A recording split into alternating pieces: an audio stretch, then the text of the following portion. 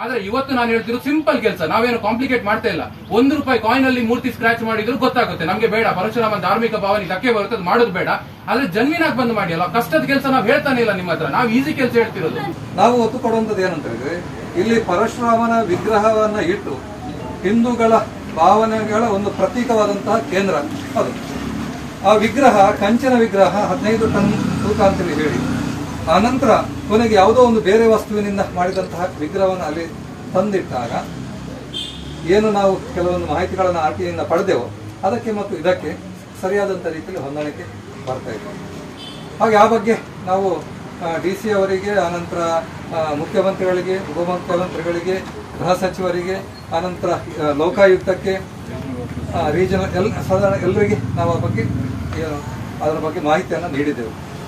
ಆದರೆ ಆ ಬಗ್ಗೆ ಯಾವುದೇ ಒಂದು ರೀತಿಯ ಒಂದು 0.1% ಕೂಡ ಪ್ರತಿಕ್ರಿಯೆಯಲ್ಲಿ ಕೂಡ ಬರಲಿಲ್ಲ.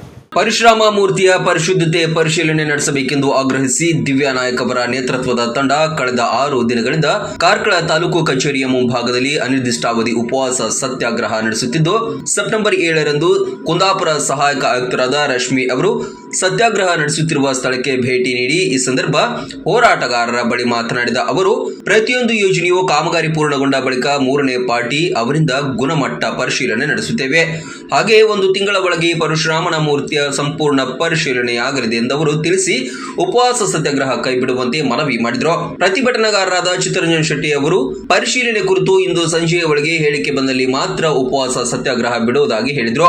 ಸಹಾಯಕ ಆಯುಕ್ತರಾದ ರಶ್ಮಿ ಅವರು 2 ತಿಂಗಳ ಒಳಗೆ ಪರಿಶೀಲನೆ ನಡೆಸುವುದಾಗಿ ಹೇಳಿದಾಗ ಒಪ್ಪದ ಪ್ರತಿಭಟನಾಕಾರರು 2 ತಿಂಗಳ ಅವಧಿಯಲ್ಲಿ ಮೂರ್ತಿ ಬದಲಾವಣೆಗಾ ಎಂದು ಪ್ರಶ್ನಿಸಿದರು. ಕೇವಲ 15 ದಿನಗಳ ಒಳಗೆ ಒಂದು ಮೂರ್ತಿಯನ್ನ ಪ್ರತಿಷ್ಠಾಪನೆ ಮಾಡಲಾಗುತ್ತದೆ ಎಂದಾದ್ರೆ ಅದೇ ಮೂರ್ತಿಯನ್ನ 1 ವಾರದೊಳಗೆ ಪರಿಶೀಲನೆ ನಡೆಸಲು ಸಾಧ್ಯವಿಲ್ವೇ ಎಂದು ಸತ್ಯಾಗ್ರಹ ವಿವೇಕ್ ಶೆಟ್ಟಿ ಪ್ರಶ್ನೆ ಮಾಡಿದ್ರು.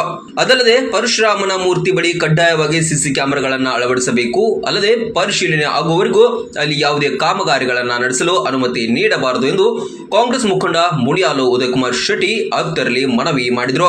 ಈ ಸಂದರ್ಭ ಕಾರ್ಕಳ ತಾಲೂಕು ತಹಶೀಲ್ದಾರ್ ಅನಂತಕೃಷ್ಣ, ಜಿಲ್ಲಾ ಕಾಂಗ್ರೆಸ್ ವಕ್ತಾರ ಶುಭೋದ್ರಾವ್ ಸೇರಿದಂತೆ ಮತ್ತಿತರರು ಭಾಗವಹಿಸಿದ್ರು. ಆದ್ರೆ ಇವತ್ತು ನಾನು ಹೇಳ್ತಿರೋದು ಸಿಂಪಲ್ ಕೆಲಸ, ನಾವೇನು ಕಾಂಪ್ಲಿಕೇಟ್ ಮಾಡ್ತಾ ಇಲ್ಲ.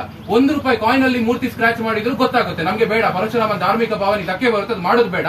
ಆದ್ರೆ ಜನ್ಮಿನಾಗಿ ಬಂದು ಮಾಡಿ ಅಲ್ಲ, ಕಷ್ಟದ ಕೆಲಸ ನಾವು ಹೇಳ್ತಾನೆ ಇಲ್ಲ ನಿಮ್ಮ ಹತ್ರ, ನಾವು ಈಸಿ ಕೆಲಸ ಹೇಳ್ತಿರೋದು. ನೀವು ಕಷ್ಟದ ಈಸಿ ಕ್ವೆಶ್ಚನ್ ಬರೋದು, ನೀವು ಹೇಳಿದ್ರೆ ನಾವು ಹೇಳ್ತಾ ಇದ್ದೇವೆ, ಪರಿಶೀಲನೆ ಮಾಡ್ತೇವೆ.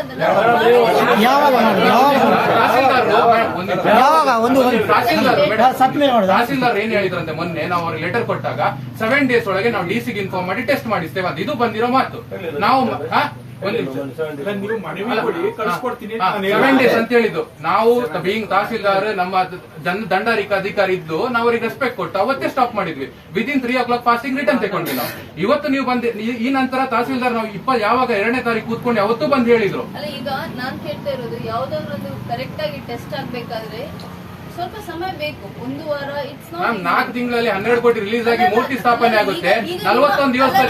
ಈಗ ನಿಮ್ಮ ಪ್ರಶ್ನೆ ಇರೋದು ನೈಜತೆ ಬಗ್ಗೆ. We will talk about that. ಈಗ ನೈಜತೆ ಬಗ್ಗೆ ಪರಿಶೀಲನೆ ಮಾಡಲಿಕ್ಕೆ ಕಾಲಾವಕಾಶ ಬೇಕು. ಸೊ ಅಟ್ ಲೀಸ್ಟ್ ನನ್ನ ಪ್ರಕಾರ ನಮ್ಗೊಂದು ಅಟ್ ಲೀಸ್ಟ್ 2 months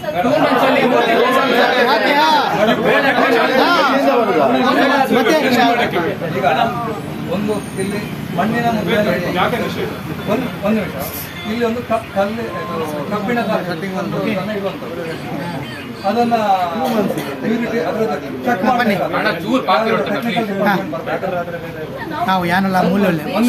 ಈ ಬಗ್ಗೆ ಮೊನ್ನೆ ತಹಶೀಲ್ದಾರ್ ಕೂಡ ನಾವು ರಿಕ್ವೆಸ್ಟ್ ಮಾಡಿದ್ದೇವೆ. ಪ್ರಾಥಮಿಕ ಹಂತವನ್ನು ನೀವು ಮಾಡಿ. ಯಾಕಂತ ಹೇಳಿದ್ರೆ ಅಲ್ಲಿ ಇರುವಂತದ್ದು ಗ್ಲಾಸ್ ಫೈಬರ್ ಇಂದ ಮಾಡಿದ ಮೂರ್ತಿ ಅಂತೇಳಿ ತಯಾರು ಮಾಡಿದವರೇ ಹೇಳಿ.